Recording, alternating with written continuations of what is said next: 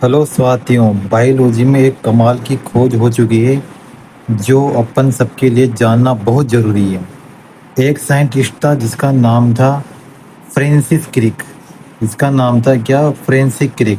इसने लगभग 1958 यानी इसने लगभग 1958 के लगभग इसने एक थ्योरी दी थी जिसका नाम था सेंट्रल डोगमा। इसका नाम क्या था?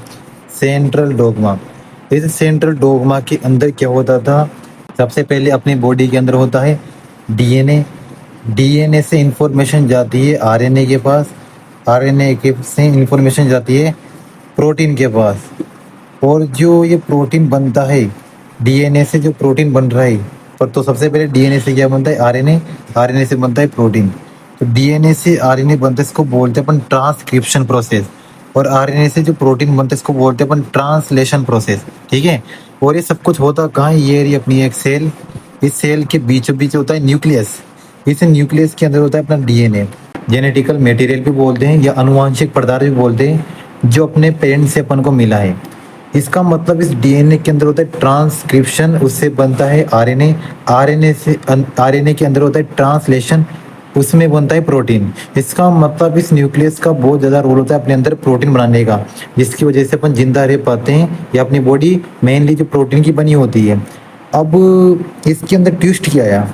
अभी लगभग 16 अप्रैल 16 अप्रैल 2026, ज़्यादा पुरानी बात नहीं है। इसके अंदर एक एक्सेप्शन निकल के आया। एक्सेप्शन क्या निकल के आया? एक टाइप का बैक्टीरिया है। एक टाइप का बैक्टीरिया है जिसके अंदर एक सिस्टम पाया जाता है। इसका नाम है DRT3A और एक है DRT3B। यानी ये सिस्टम पाया जाता है। और आपको मैं बता दूं, DRT3A इसको बोलते हैं डिफेंस रिलेटेड रिवर्स ट्रांसक्रिप्शन। ठीक है, डिफेंस रिलेटेड रिवर्स ट्रांसक्रिप्शन इसकी फुल फॉर्म है। इसके अंदर क्या होता है? जो DRT3A सिस्टम है, इसके अंदर आरएनए से, यानी ये जो आरएनए आपको दिख रहा है, इस आरएनए से डीएनए बनाना इसने स्टार्ट कर दिया है। आप समझ रहे हो? हालांकि ये बात तो पहले साइंटिस्ट ने बता दी थी कि रिवर्स ट्रांसक्रिप्शन होता है। कि ट्रांसक्रिप्शन मतलब क्या होता है? डीएनए से आरएनए बनना, इसका रिवर्स आरएनए से डीएनए बन जाना। तो आरएनए से डायरेक्ट डीएनए बनाने का काम तो DRT3A सिस्टम बता रहा। लेकिन प्रोटीन से डायरेक्ट डीएनए बनाना, ये बात तो आपने सुनी है कि डीएनए से प्रोटीन बनना, पर डायरेक्ट प्रोटीन से उल्टा डीएनए बन रहा है। ये DRT3B के अंदर पाया गया। यानी इसके अंदर प्रोटीन से डायरेक्ट क्या बन रहा था? डीएनए बन रहा था। ये एक कमाल की बात थी। और साइंटिस्ट लोगों ने जब ये बात देखी तो पता चला ये बहुत ही, मतलब एक तरीके से आप बोल सकते हो कि जो थ्योरी थी 1958, इसके विपरीत यानी इसके रिवर्स में चली गई है। यानी 2026 और 1958, यानी लगभग आप बोल सकते हो 68 यानी 68 साल बाद इसका तोड़ निकला है, या आप बोल सकते हो इसका एक्सेप्शन निकला है।